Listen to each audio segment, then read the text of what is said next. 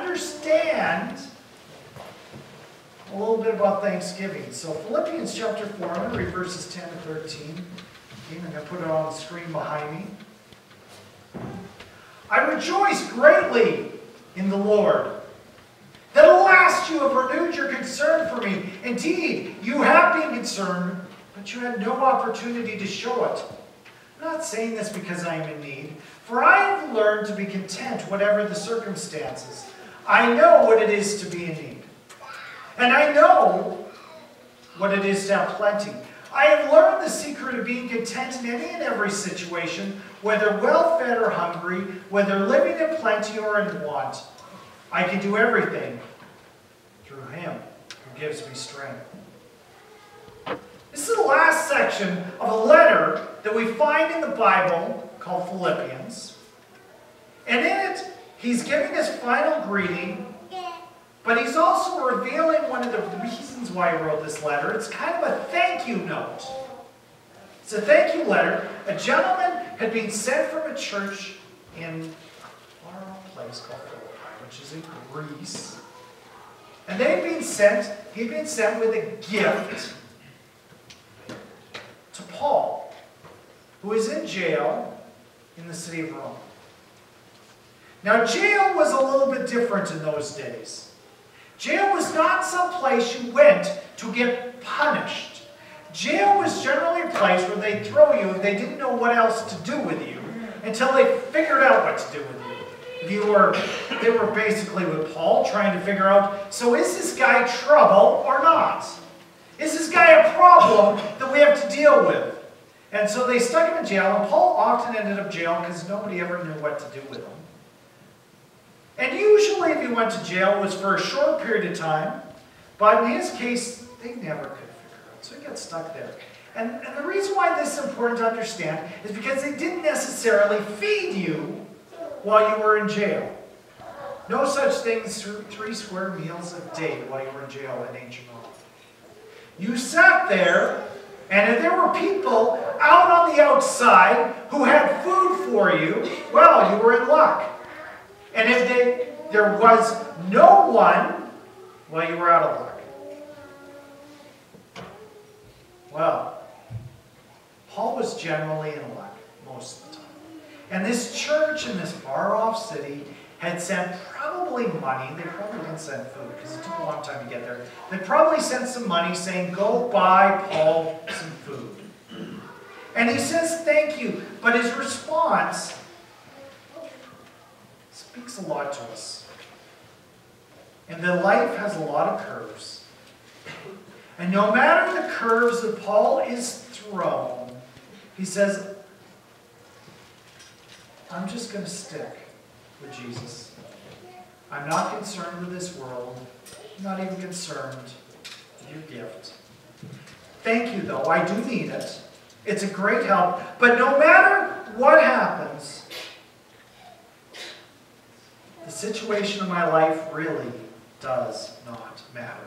Jesus is what matters to me. You see, we all go through the good times and the bad. Paul's saying, you know what? There's days I've gone to bed and I've been stuffed and I've been uncomfortable because I had too much to eat. And there have been days where I've gone to bed and my stomach has been empty and I've been hungry and I have not felt good.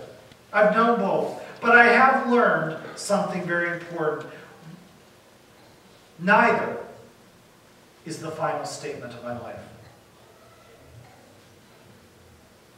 Perhaps neither is all that good. I mean, have you ever gone to bed too hungry? Some of you might tonight after turkey dinner. I probably will tonight, actually, because turkey dinner tonight in our family. He says, I've been through the lows, I've been through the highs. Actually, literally, if you follow the Greek, what he says in Philippians chapter 4, he's saying, I've been through the low and I've been through the high. And the way he phrases it kind of reminds us of a rain barrel. Sometimes the rain barrel can be really full. Sometimes it can be really low, right? Now, we had it this year that the rain barrels were really full at the wrong times of the year. They're pretty full now. They were pretty low at the wrong time of the year, right? We kind of relate point to this. Paul's saying sometimes the rain barrel's full, sometimes low, but you know what? No matter the circumstance, I can handle it. I can handle it. And this isn't just about whether he has financially been given the gifts or not, because it's not just about finances. He's in jail. It's not just about the securities of life. He's saying, do you know what? Okay, church in Philippi, for a little while I felt like you had forgotten me. Ever felt forgotten? But now I remember. Doesn't matter. Either way. I know, basically, I mean, he's in jail. I know what it's like to be respected. I know what it's like to be listened to. I know what it's like to be an influencer over the world. And I know what it's like to be tossed into prison and to be regarded by everybody as a criminal, hated and rejected by all people. I know what it's like to be appreciated. And I know what it's like to be rejected and ignored. I know what it is like to be loved. And I know what it is like to feel like there is no love. Lived both sides, the good days and the bad days. And sometimes neither is particularly helpful with the Christian life. They are things of this world. And basically the bottom line in this letter that Paul writes is he says, I am not a citizen of this world. I am a citizen of the heavenly world. That's what really matters. Success, failure, good, bad, they're not so much the point. His statement is this: I have learned a secret. And this isn't a secret like the ones you don't tell anybody. Shh. Not that kind of secret. It's one of these secrets that's more like I figured out something that's a lesson that's really hard to learn. The good, the bad, they're not what matter, because in either case your eyes are on the wrong thing. I am satisfied where I am at because my eyes are on Jesus. I am not reliant on circumstances to make me happy. Not reliant on if everything's going right. Because I know this. We can never have everything always go right. And it seems in our society we're so consumed with this idea of always being happy. And if something we're not always happy, well, somebody's at fault. Or somehow somebody's doing something wrong to me, and yet Paul's writing and saying, you know what, I have a situation right now where nobody would look at this and say that I should be happy. Nobody would think that. And yet I found something deeper in life. And when chaos descends into life, when the car accident happens, when illness hits, when we experience a tragic situation, or we have a loss of income, or we lose a friend to a fight, we have the ability to say that this is beyond what I can help, but it doesn't change my life because my life is found in Jesus. It's not that I'm indifferent to this life, but my eyes are not focused on the here and now. Paul's secret to contentment was all about where his eyes looked. Not on the here and now, not compared to someone else.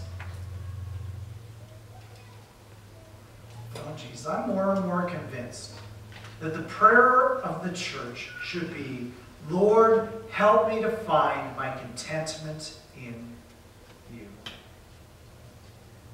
Help me to find my contentment in you. Because really, that's the secret to Thanksgiving. Being grateful for whatever is happening around us, because I've seen Jesus and that's enough. Lord, hand Hendricks is an author, and he told a story. I thought it was quite remarkable. It's one that I could relate to. He was writing about being stuck on the tarmac in an airplane. Remember that happening to us a few years back, where we had to transfer planes as in an American city, and Air Force One was there. And when we landed, the pilots were all excited. Look out the window, you can see Air Force One. But then we discovered if you get into your plane and they're getting ready to take off, you can't take off for an hour before or an hour and a half after. And we just got on the plane and we got stuck in our plane for like 2.5 hours. And everybody, when you're sitting there with nothing to do, and they don't even turn on the air conditioning or serve drinks or anything, you're bored, silly. Well, that happened to Howard Hendricks, and he says he watched as this plane descended into anger, basically, about this. Everybody's getting so impatient and upset. Oh, when are we taking off? When are we taking off? And of course, the flight attendants have no idea. They have no control. But they take the brunt of everybody's anger, don't they? And he watched as several of the flight attendants started to really get snappy back. I don't know.